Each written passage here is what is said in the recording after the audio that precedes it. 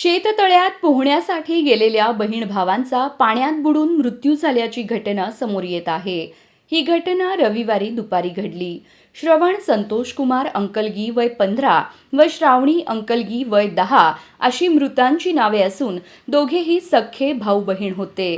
पोहताना सुरक्षिततेसाठी त्यांनी झाडाला बांधलेली दोरी कमरेला अडकवली होती, मात्र दुर्दैवाने ती दोरी सुटल्याने दोघांनाही पाण्याबाहेर येता आले नाही आणि त्यांचा बुडून मृत्यू झाला।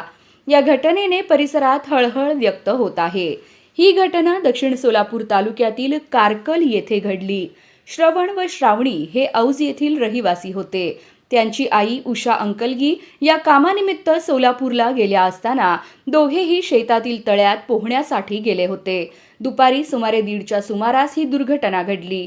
घटनेची माहिती मिळताच स्थानिकांनी धाव घेतली, मात्र तोपर्यंत उशीर झाला होता।